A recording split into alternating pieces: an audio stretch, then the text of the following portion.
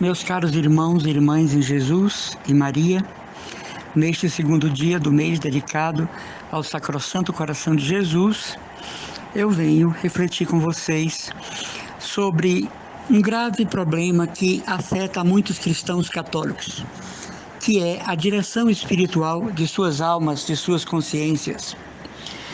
Infelizmente, hoje, é muito difícil alguém dizer que tem um diretor espiritual. Seja porque os padres não conseguem dar conta de tantas obrigações pastorais, seja porque existem sacerdotes que não se sentem em condição para dirigirem almas, seja porque alguns sacerdotes acreditam que isso é uma coisa do passado que não faz mais sentido. Até mudam o nome, né? Conselheiro espiritual, que dá no mesmo. Vejam, as congregações religiosas mudaram os nomes. A Madre Geral agora é Articuladora Internacional, dá no mesmo. A mestra de noviças de uma congregação é a Irmã Pedagoga, dá no mesmo. A coordenadora de uma comunidade não é mais a superiora, o nome está dizendo coordenadora, dá no mesmo. Se muda os nomes para satisfazer o avanço das épocas, e se confunde as funções, e se confunde o objetivo, e se perde a essência, e isso prejudica muito a quem caminha na fé. Mas é preciso saber que para nós termos um diretor espiritual, que não necessariamente precisa ser um padre, ele precisa ter graça e virtude para isso. Graça dada por Deus, virtude adquirida por Ele. Porque sem esta orientação segura, o destronamento das virtudes será verdadeiramente uma grande ruptura na vida de um cristão mal orientado, ou orientado segundo o viés de quem lhe acompanha. Repito, nem todo diretor espiritual precisa ser um padre, precisa ser um religioso, muitas vezes é um leigo esclarecido. Existe uma diferença entre diretor espiritual e confessor particular. Claro que aí é o sacerdote. Esse é o padre. Mas o diretor espiritual pode ser um leigo, inclusive, contanto que bem formado na doutrina da igreja e vivendo em fidelidade a essa doutrina. Quantas vezes nós precisamos de uma orientação que um conselheiro, hábil que seja, não consegue? Quantas vezes precisamos tomar uma decisão na qual não pode haver equívoco, erro, e o conselheiro espiritual da comunidade XYZ não consegue. Porque não se trata de uma opinião do outro, mas de uma orientação vinda do Espírito Santo para o que eu estou vivendo ou o que vou viver, a decisão que vou tomar, o procedimento no Espírito para a vida que eu estou levando. Então esse diretor espiritual precisa ter verdadeiramente graça e virtude do acompanhamento de pessoas, da orientação de pessoas. Primeiro que nós estamos tratando com vidas, e vidas eleitas na cruz. Vidas radicadas em Cristo no sacramento do batismo, para além de toda a psicologia fútil, para além de toda a explicação psiquiátrica que não cabe aqui. A pessoa que nos acompanha de modo a ser diretor espiritual precisa possuir a graça santificante, a graça de união com Deus, de uma audição do Espírito Santo. Eu falaria de uma infusão dos seus dons de modo muito claro. Porque quando alguém é meu dirigido, quando alguém é minha dirigida, ele ou ela não estão procurando a minha opinião sobre determinados assuntos. Isso é uma coisa à parte. Estão precisando de direcionamento espiritual. E isso é tão grave porque uma má orientação pode desqualificar, desmembrar, chocar profundamente uma vida, levar para caminhos tortuosos e até mesmo provocar uma espécie de surto mental, porque quem é orientado não tem graça nem virtude para acompanhar tal pessoa. Se, por exemplo, você está sendo orientado por um sacerdote, para quem tudo que você faz não é pecado, então está na hora de você rever a orientação com este padre. Se você está sendo orientado por uma religiosa, que quer levar você na linha da psicologia, sem considerar a doutrina da fé, da teologia cristã, Então é preciso você pensar se essa religiosa, ela é mais psicóloga do que religiosa? Não dá, né? Se esse leigo que é seu diretor espiritual está tentando politizar a sua cabeça, puxar você para um ramo da política nacional e invertendo os papéis na sua função eclesial, está na hora de você buscar um competente diretor espiritual. Eu digo isso, irmãos e irmãs, porque nesse tempo de pandemia é muito constante, é muito comum ver pessoas desorientadas e vão procurar um sacerdote, não encontram, e vão procurar uma religiosa, muito menos. As visitas nos conventos, nos mosteiros estão proibidas, né? Procura orientação de um grupo de cura e libertação, dos grupos da renovação carismática, mas também alguns estão em lockdown. E quando encontra, é uma orientação tão destoante da doutrina da igreja, que aquela pessoa volta pior do que foi. Repito, a pessoa para ser diretor espiritual precisa ter graça e virtude. A virtude da caridade, da audição do outro, da boa interpretação do que o outro está dizendo, e mais do que boa interpretação, a exata interpretação, sem mais, sem menos.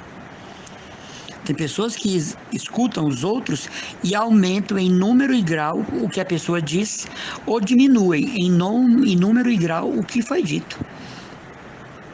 Então não satisfaz essa conversa, não satisfaz essa orientação.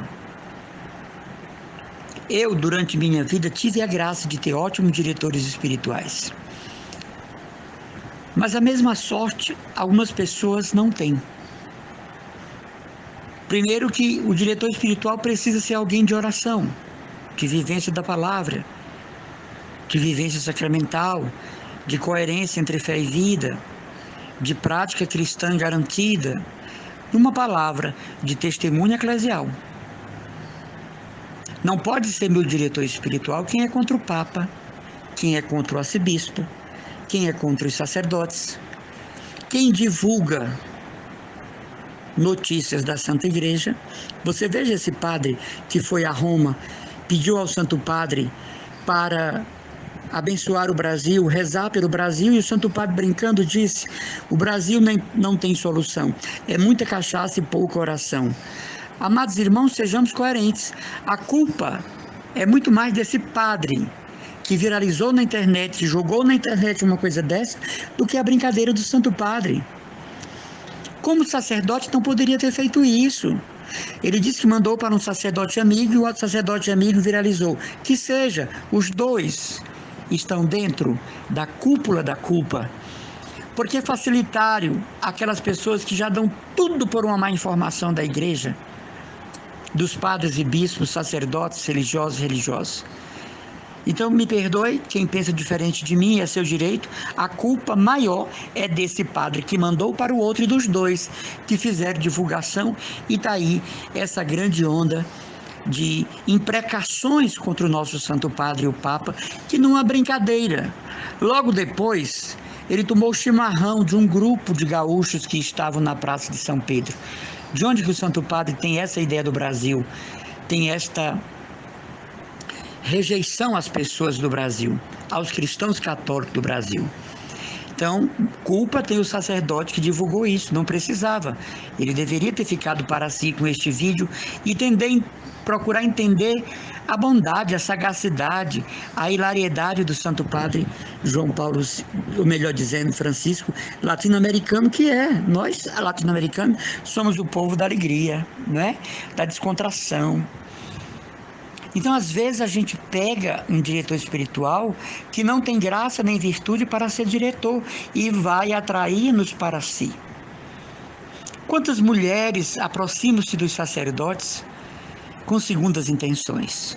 E são suas amigas, e são suas benfeitoras, mas por dentro estão apaixonadas pelo sacerdote.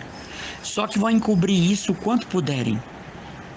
Porque a gente percebe logo quando é uma amizade fraterna e quando é uma dependência amorosa. Uma prisão afetiva, né? Um coqueluche de mulher. Então, não pode ser diretor espiritual o sacerdote por quem alguém tem um desejo insano, pecaminoso, por um homem que está a serviço de Cristo. A graça e virtude são dadas para pessoas que têm o dom do aconselhamento, da orientação, do discernimento. Não é verdade?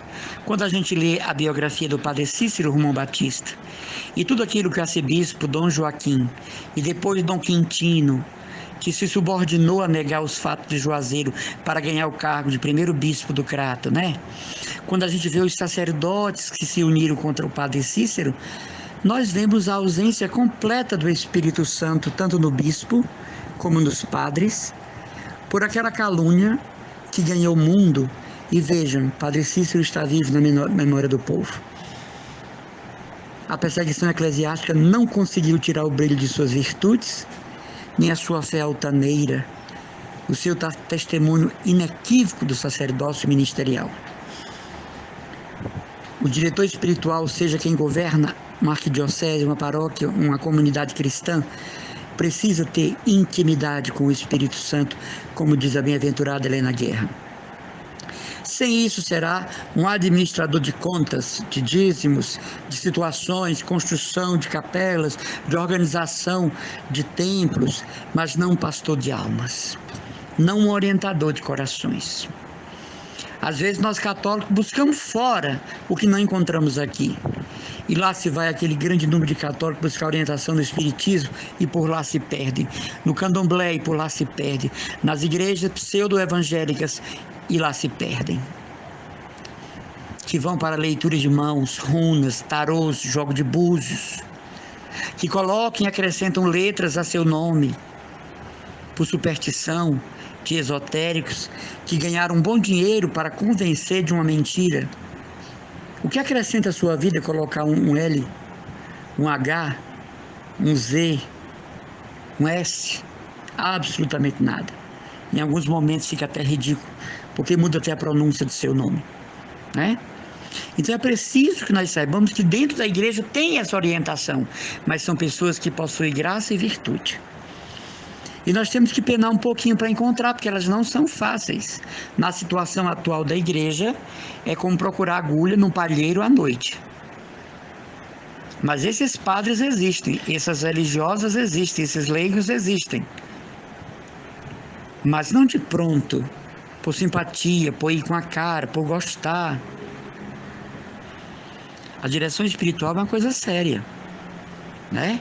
A direção espiritual tem a ver com a salvação, inclusive, de quem dirige e de quem é dirigido. Então, às vezes, nós precisamos de uma orientação sobre a doutrina, um procedimento. Outro dia, uma moça me procurou profundamente perturbada com uma visita no domingo por 2 testemunhas de Jeová. Elas conseguiram fazer a cabeça da moça, como se fala aqui no Ceará. E quando ela procurou a pessoa lá, da comunidade, para tirar suas dúvidas, a pessoa disse: minha filha, é o seguinte, eu não tenho tempo, esse assunto eu não domino, procure um padre, procure fulano de tal, eu não sei nada disso aí que elas questionaram na fé. Então ela voltou mais perturbada ainda, porque essa agente de pastoral não sabia nada sobre Maria, sobre o culto dos santos, sobre a intercessão dos santos, não entendiam nada sobre a glossolalia, nada sobre a hiperdulia, nada sobre a comunhão dos santos, o papel da igreja, nada sobre o papel do Papa, dos bispos, sobre o sacrifício da missa, e no entanto era um agente de pastoral, gente. O trabalho que ela faz, um assistente social faz. Uma organizadora formada pelo Sebrae faz. Então não poderia ser agente pastoral uma pessoa que desconhece em tudo e por tudo a doutrina da igreja. Então a moça, provocada pelas testemunhas de Jeová, me procurou. No que pude, respondi, no que pude, esclareci. Eu também não sou uma Larousse, né? Eu não sou uma biblioteca. Mas no que eu pude, esclareci o que as testemunhas de Jeová, até o nome da seita está errado, porque o nome de Deus não é Jeová. Mas essa moça procurou amparo pastoral em sua paróquia e a assistente agente pastoral disse que não sabia de nenhum tópico daquela doutrina. Então não pode ser agente pastoral. Mas isso não é problema nosso, isso é problema do pároco, né? Que permita a Deus, descubra essas coisas e vá fazendo uma varredura pastoral em todas as pessoas que estão na paróquia para atrapalhar o seu ministério sacerdotal e desordenar os fiéis, quebrar a unidade, manchar a reputação da paróquia, desestruturar os planos, não é, do nosso Nordeste 1.